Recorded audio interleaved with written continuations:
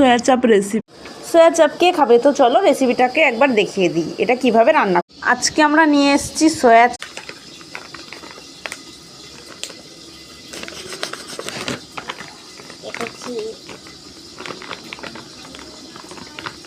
হয়েছে। এবার বার করো এক একটা করে।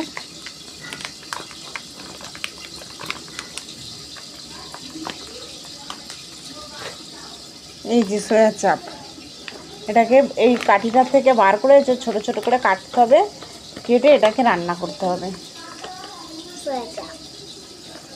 সয়া চাপ এটা রান্না করে খেতে হয়।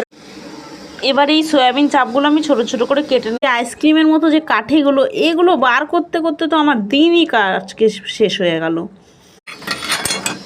আমার কোনো কিছু রান্না করার আগে ধুয়ে নেওয়াটা ভীষণ ইম্পর্টেন্ট, সেই জন্য আমি সয়া চাপগুলোকে জল দিয়ে ভালো করে চিপে চিপে ধুয়ে নিচ্ছি। সয়া চাপ বানানোর জন্য আগে আলুটাকে লাল লাল করে ভেজে নিলাম। আমরা যাই রান্না করি না কেন আমাদের আগে আলু চাই, আলু ছাড়া আমাদের কোনো কিছুই ইম্পসিবল। শুকনো লঙ্কা, তেজপাতা আর জিরে সম্বার দেওয়ার জন্য নিয়ে নিলাম। আর দিয়ে দিচ্ছি পেঁয়াজ কুচি।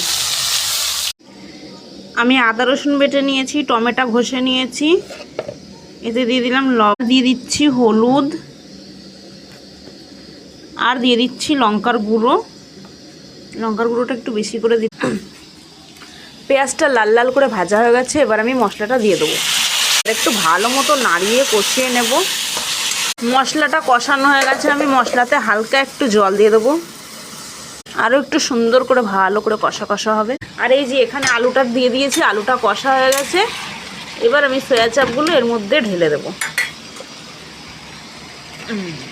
এগুলো হতে বেশি টাইম লাগবে না, সেই জন্য আমি এগুলো আলুটা আগে দিয়েছি, সয়া চাপটা পরে দিলাম। এবার একটু ভালো করে নাড়াচাড়া দিয়ে কষিয়ে নেব। এটা ভালো করে নাড়াচাড়া দিয়েছি, 2 মিনিটের জন্য ঢাকা দিয়ে দিলাম। এবার একটু ঢাকনাটা খুলে দেখব, আমাদের সয়াবিন চাপ তৈরি।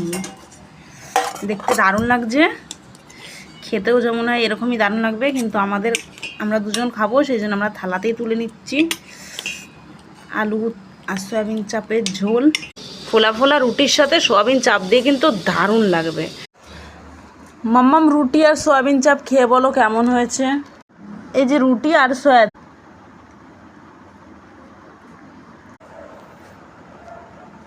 কেমন হয়েছে?